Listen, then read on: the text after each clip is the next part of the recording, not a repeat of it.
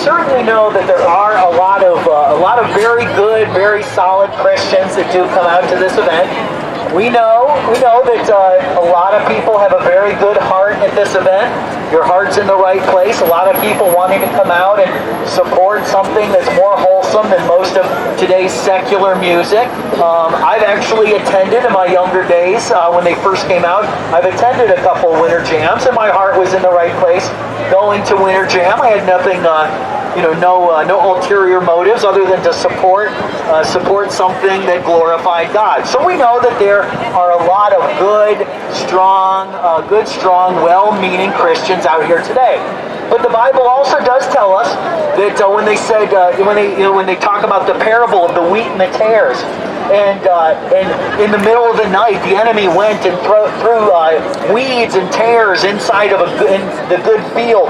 And all of a sudden, the wheat started growing up, and then there were these weeds and tares that were in there. And they said, "Should we pull them up? Should we pull them up and get rid of all these weeds?" And they said, "No, you got to let the wheat and the tares grow up together to full size at the same time." So, and then once they're done, once they're grown, we'll take all the tares, bind them up, burn them in a pile, and then we'll bring the good grain into my barn. So we know that there are a lot of good, well-meaning, true Christians out there in that crowd today. But there are also some tares.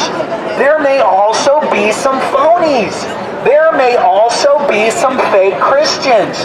So we put together a little list of about 20 or so different ways that you might want to listen to find out if you might be a fake Christian. Now, these things don't mean you definitely are necessarily a fake Christian, but it might be a sign in that direction. So, about 20 or so different ways to know that you might be a fake Christian. See if any of these apply to you.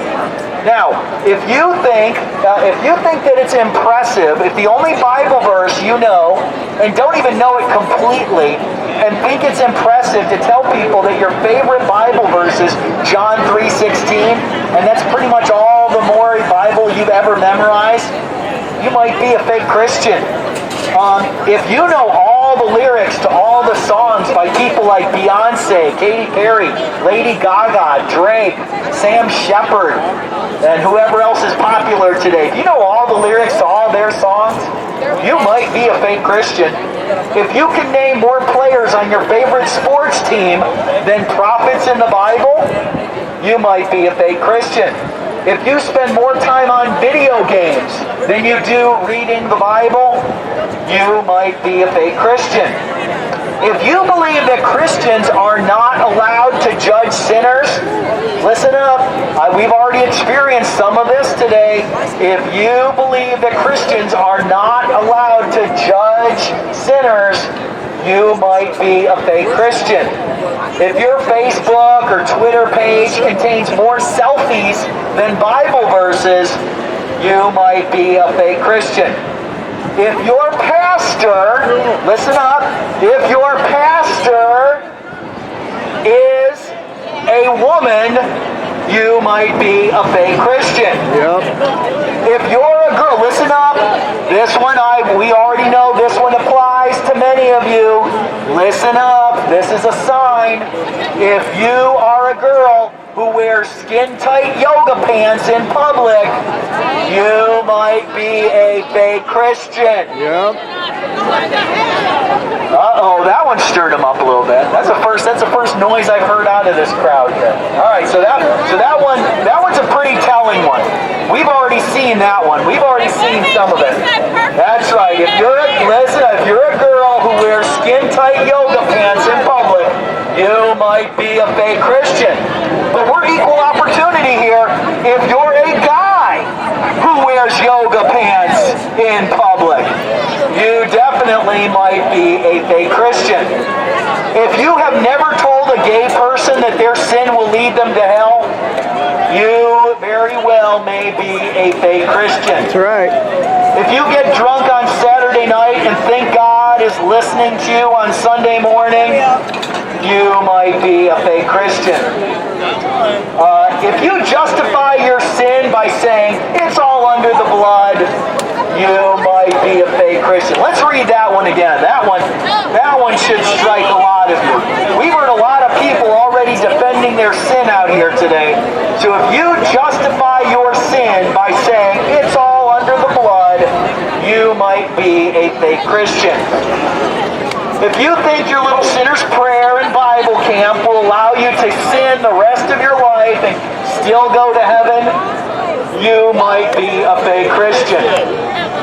If you think keeping God's commandments is works righteousness, you might be a fake Christian. If you have never suffered real persecution for being a Christian, then you might be a fake Christian. True.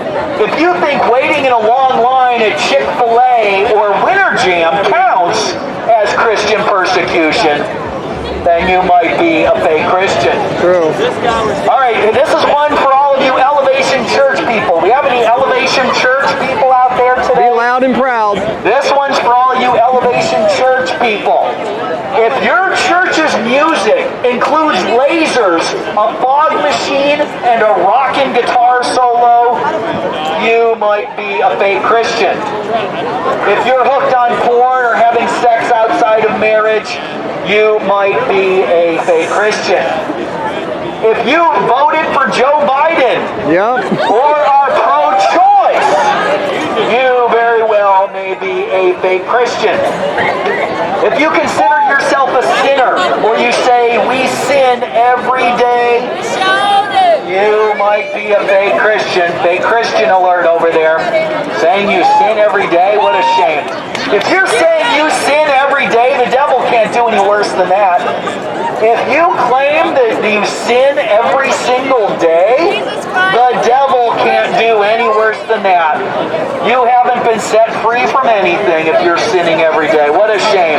And if you think we're doing it wrong, you might be a fake Christian. So let's go back to a couple of things. You can tell which dog got hit by a rock you throw into a big pack of them by the one that yelps the loudest.